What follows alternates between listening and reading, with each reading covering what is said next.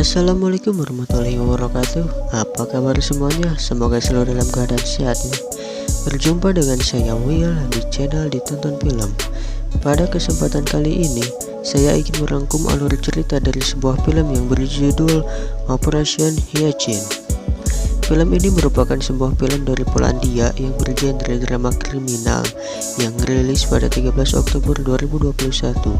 Film ini disutradarai oleh Piotr Domaniewski, ditulis oleh Martin Cheston yang berdurasi 1 jam 52 menit dan dibintangi oleh Thomas Jetek dan para aktor lainnya. Berlatar tahun 1980-an, film ini mengisahkan seorang polisi yang menelusuri kasus pembunuhan berantai.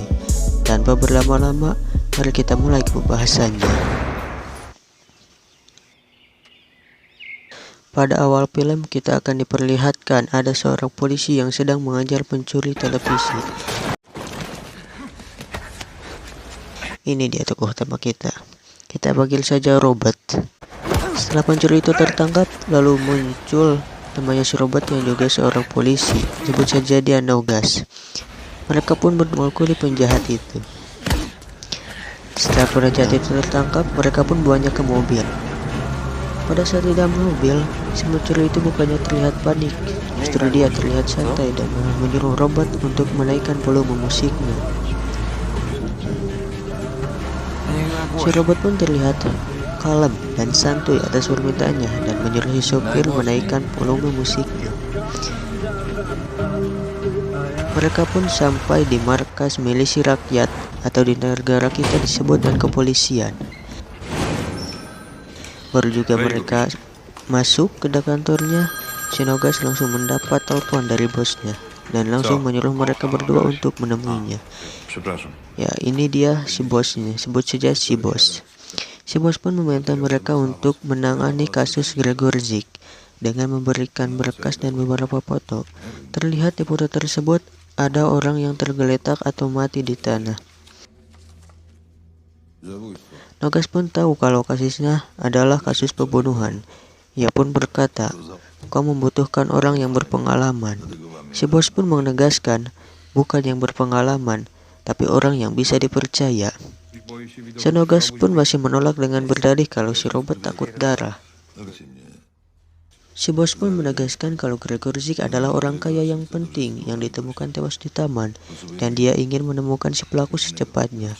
Si Nogas pun terlihat bingung dengan permintaan bosnya. Sementara itu, si Robert terlihat santuy sambil ngudut. Selang beberapa lama, si bos pun memberikan sebuah kupon yang saya tidak tahu itu kupon apa, yang sepertinya kupon lotre, dan si bos pun langsung menerima kasusnya lalu pergi. Setelah itu terlihat si Robert memasuki sebuah ruangan atau kantor yang ternyata adalah ruangan ayahnya yang sudah berpangkat kolonel. Baru saja si Robert memasuki ruangan ayahnya, si ayah terlihat langsung menyimpan suatu berkas bersama kaset rekaman ke dalam berangkas kecilnya. Apa isinya?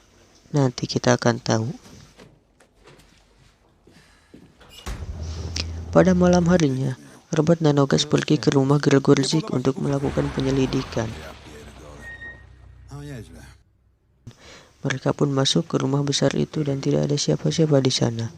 Bisa disimpulkan kalau Gregorzik hidup sendiri. Pada saat penyelidikan, si Nogas malah sibuk mencari minuman, sementara si Robert memeriksa ruangan tengah. Pada saat si Robert memeriksa, ia menemukan remote TV dan menyalakannya. Betapa terkejutnya si Robert ketika melihat acara yang ditonton bukanlah acara yang baik, melainkan sebuah rekaman video biologi antar lelaki alias video gay. Mereka pun berpikir kalau si Gregorzik adalah gay. Si Nogas pun mengambil kaset rekamannya dan menyuruh si Robert untuk mengamankannya sebagai barang bukti. Setelah penyelidikan, si Robert pun pulang dan makan malam bersama keluarga besarnya yang berjumlah 3 orang. Ada si ibu yang terlihat lemah dan baik hati dan si ayah yang terlihat tegas.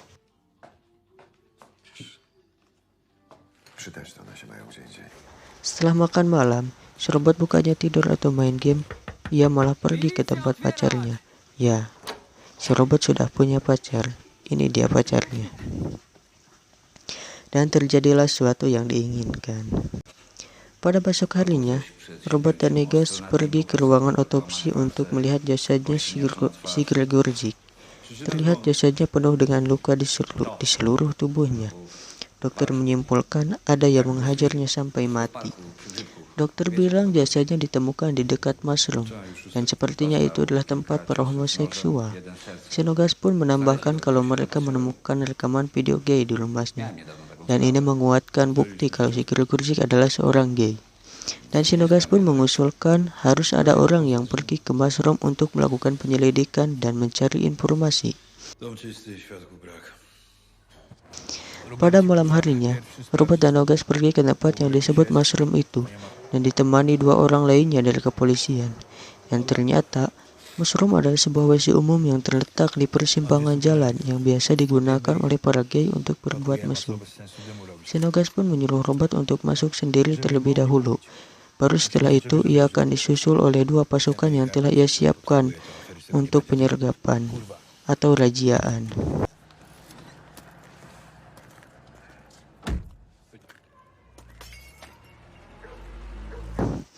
Setelah Robert masuk ke tempat itu, betapa terkejutnya ia karena melihat ada banyak sekali pasangan gay yang sedang berbuat mesum. Dia pun berpura-pura kencing di sana.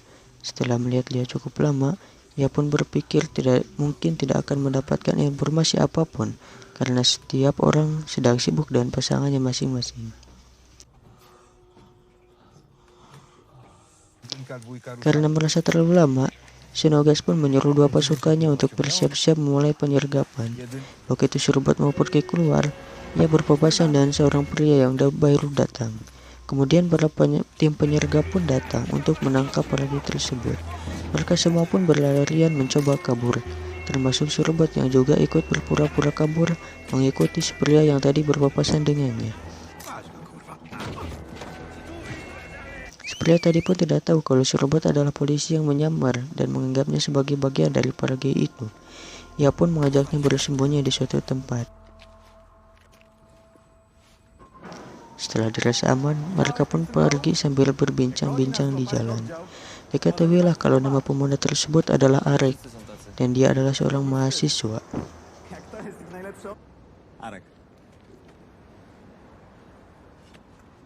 Robert. Sekian pun beralih ke markas milisi rakyat, dan si Robert mengatakan kalau ia menemukan seorang yang dapat dimanfaatkan sebagai informan.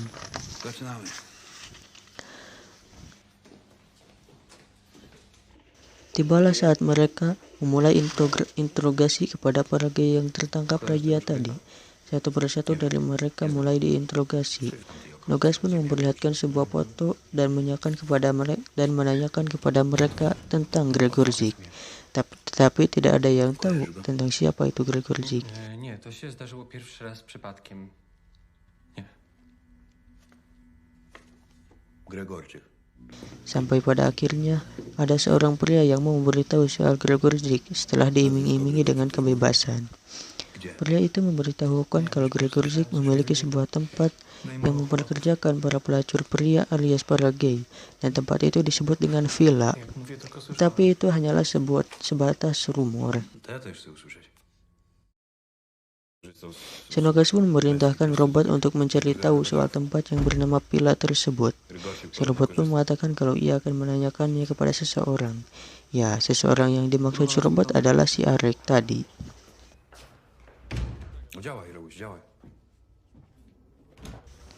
Pada keesokan harinya, si Robert pun pergi ke kampusnya si Arek dan mengajaknya untuk minum-minum di pinggir danau.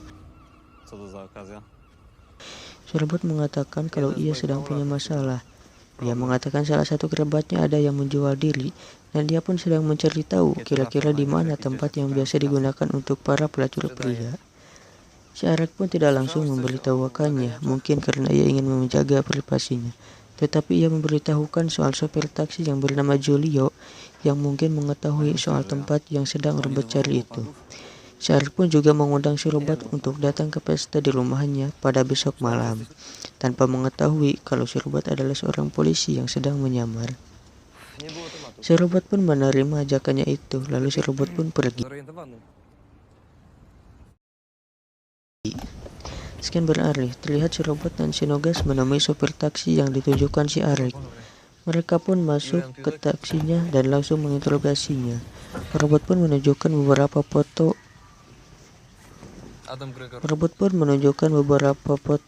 dan bertanya apakah ia mengenal Gregor Zik, tetapi sopir taksi tidak memberitahu soal Gregor Zik. Lalu Sinogas pun bertanya, apakah ia mengenal salah satu dari orang-orang yang ada di foto tersebut? Sopir pun mengaku kalau ia pernah mengantar salah satu dari orang-orang yang ada di foto. Ya, orang yang ada di foto tersebut bernama Kamil. Nie wiem. Widzimy się. Robot Tanogas pun langsung pergi ke rumah kediaman Kamil. Begitu sampai, hanya ada seorang nenek. Sepertinya dia adalah ibunya Kamil, dan ia mengatakan kalau Kamil sedang tidak ada. Robot Tanogas pun memaksa masuk untuk menggeledah rumahnya.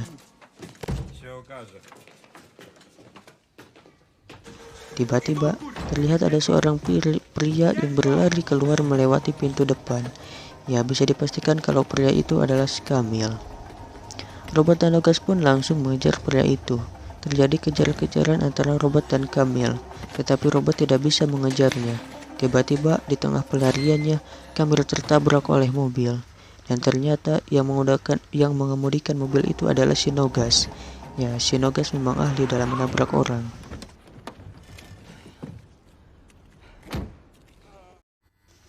Scan beralih ke dalam markas milisi rakyat. Terlihat si Kamil yang sedang diinterogasi oleh si robot Tanogas. Sinogas menunjukkan sebuah foto yang sepertinya itu adalah foto Gregor Zik. Robot pun bertanya, apakah ia pernah mengunjungi rumah si Gregor Zik? Si Kamil pun menjawab, memangnya kenapa? Aku tidak bisa dipenjara hanya karena mengunjungi rumah seseorang. Lalu si robot pun menjawab dengan menyebutkan semua riwayat kejahatan si Kamil, seperti prostitusi, menghajar orang, dan merusak properti negara. Lalu si Kamil menjawab, apakah menjadi perjagi itu juga salah? Si Kamil juga menambahkan kalau saat ini ia sedang menjadi sasaran empuk. Menjadi sasaran empuk dari apa dan siapa? Si robot Tanogas pun kebingungan.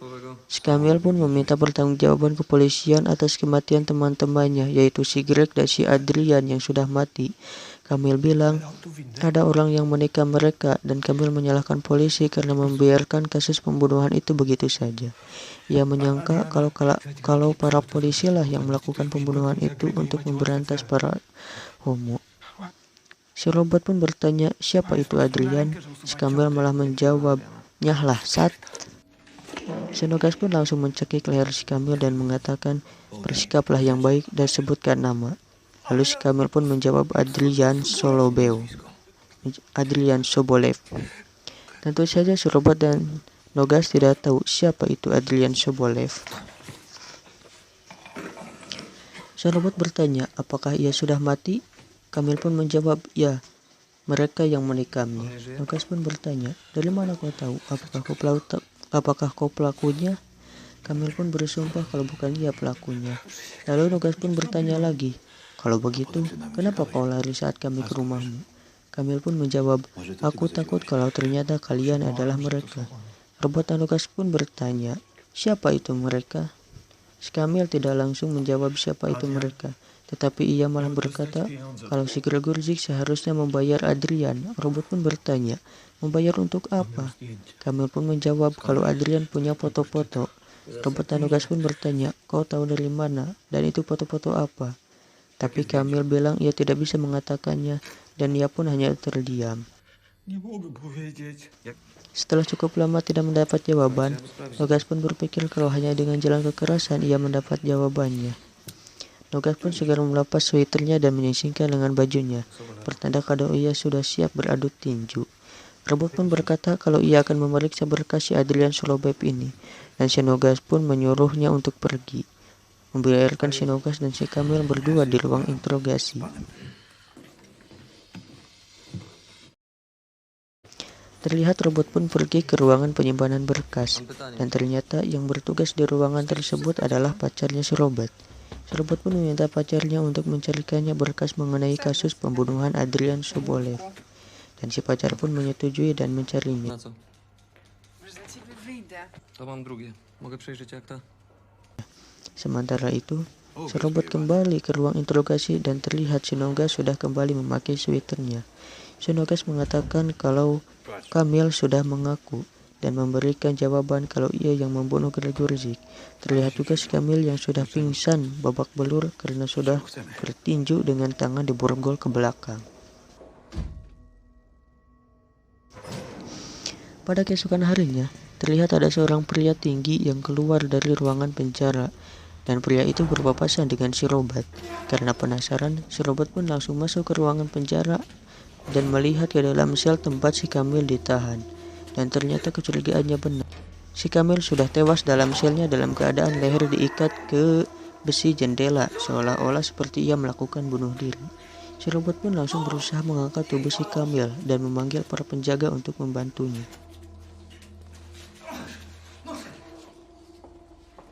Scan pun beralih ke sebuah penyeberangan antar gedung.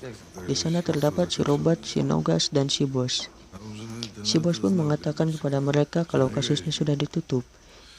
Robot pun berkata, saat interogasi dia dihajar. Jika diminta untuk mengaku membunuh siapapun, dia pasti akan mau, kata Robot.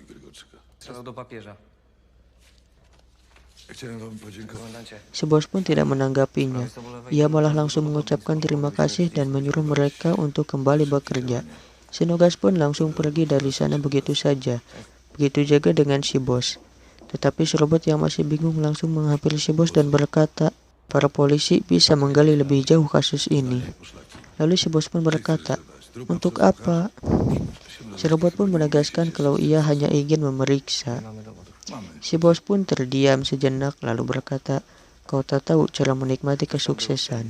Si Robot pun membantah dan berkata, kita tidak punya bukti kalau si Kamil adalah pembunuh si Gregorzik. Si Bos pun menjawab, tapi kita punya banyak kesaksian dan petunjuk.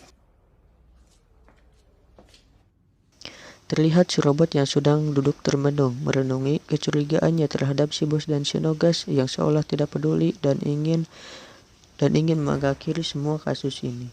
Ia pun mulai curiga dengan kesaksian si Nogas dan pernyataan si Bos. Scan pun beralih. Terlihat Robot mengunjungi rumah Kamil dan disambut oleh si nenek yang mungkin adalah ibunya. Si Kamil. Awalnya si Robot ingin menyampaikan kalau Kamil sudah meninggal, tetapi ia tidak menyampaikannya karena ada yang ingin ia lakukan. Si nenek pun menyuruhnya masuk. Si nenek pun pergi ke dapur untuk menyiapkan teh.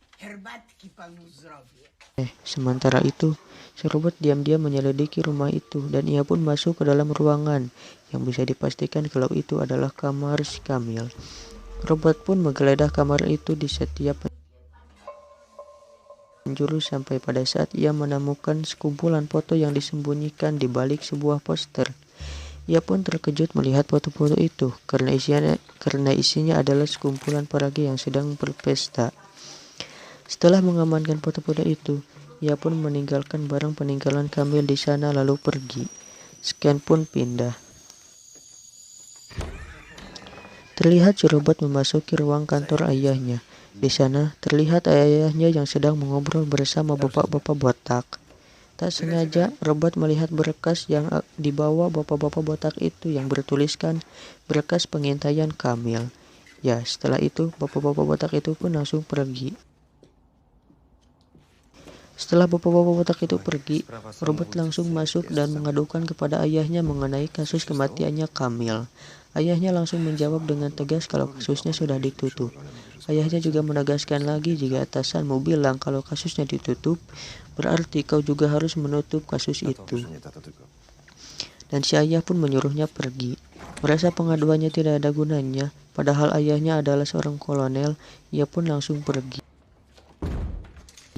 Begitu sampai di meja kerjanya, ia pun secara diam-diam mengambil semua berkas mengenai kasus pembunuhan Gregorzik dan semua barang bukti yang dapat ia kumpulkan.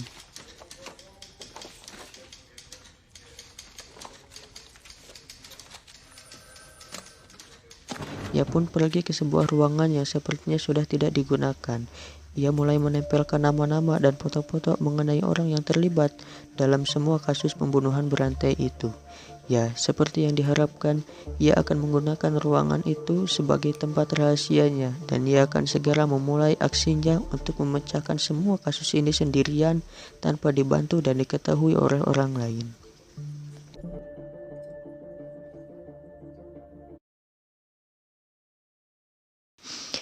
Ya, untuk pembahasannya saya cukupkan sampai di sini dulu karena cerita filmnya masih sangat panjang, masih banyak pertanyaan yang belum terjawab seperti mengapa kasus ini tiba-tiba ditutup, mengapa semua orang tampak tidak peduli, bagaimana dengan pesta di rumah Arek besok malam, dan siapa nama pacarnya si Robert.